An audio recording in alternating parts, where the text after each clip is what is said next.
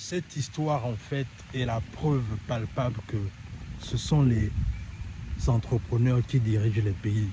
Du moins, les pays qui se respectent. Ce sont les entrepreneurs. Dans cette vidéo, il est question pour moi un peu de parler un peu de la dernière visite du président de l'Afrique du Sud qui allait voir Donald Trump par rapport à une situation que on ne sait même pas de quoi il s'agit concrètement en fait. On en parle dans cette vidéo. On est parti. Non, faut pas aller jusque-là, tout de même.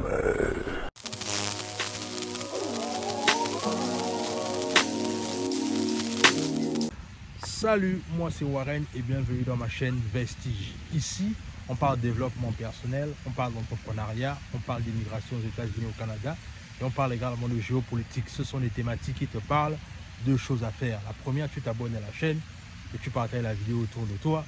La deuxième, tu le suis à travers nos réseaux sociaux, notamment Facebook, Instagram et TikTok. Alors, les amis, comme je disais, aujourd'hui, en fait, il est question pour moi de parler un peu de cette situation, c'est-à-dire la situation qui oppose un peu l'Afrique du Sud et les États-Unis. Regardons l'élément qui suit et on en parle. Dans le bureau ovale. Mais alors que le président sud-africain Cyril Ramaphosa répond à des allégations de génocide des fermiers blancs dans son pays, Donald Trump se montre accusatoire. Nous avons des milliers de témoignages qui racontent ça. Le président américain endosse alors le costume de procureur et de metteur en scène. Éteignez les lumières et allumez l'écran. Dans une vidéo préparée par la Maison-Blanche, défilent des extraits de discours considérés comme des appels à la violence de la part d'un élu qui n'est pas au gouvernement. Puis, ces images de croix le long d'une route. On voit des tombes. Plus d'1 millier de fermiers blancs. Ces images datent de 2020 et les croix ne sont pas des tombes, mais une mise en scène destinée à alerter l'opinion après le meurtre d'un couple de fermiers blancs. Le président sud-africain semble incrédule, mais Donald Trump poursuit son offensive avec des articles de presse.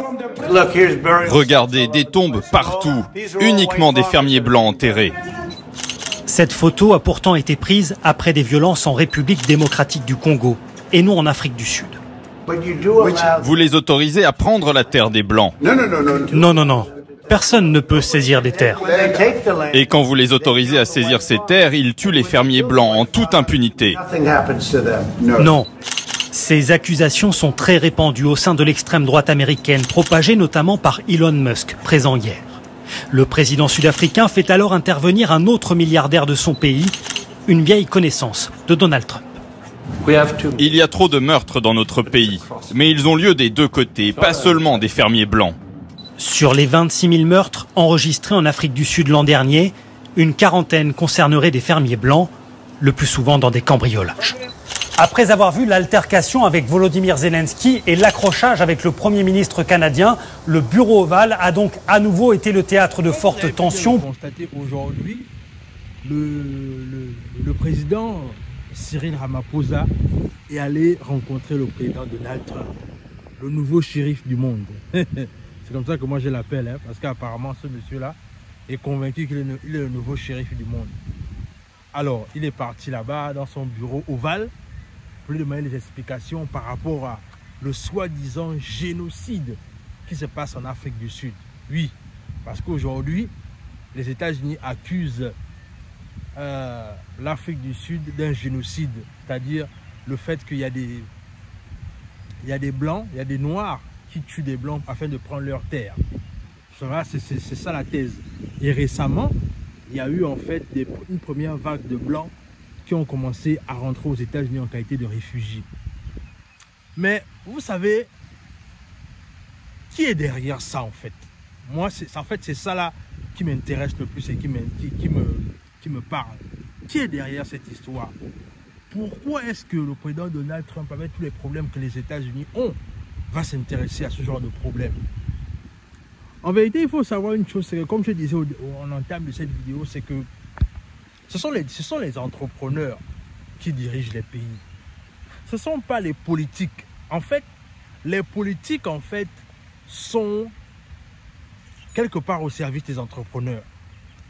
Parce que il faut bien savoir une chose, c'est que qui a financé Trump? Qui a financé Trump pour vous? C'est simplement Elon Musk. Et comme Elon Musk a financé Trump, c'est clair qu'à un moment donné, il fait maintenant ce qu'il veut. C'est-à-dire qu'il impose un peu la façon dont Trump va faire sa politique.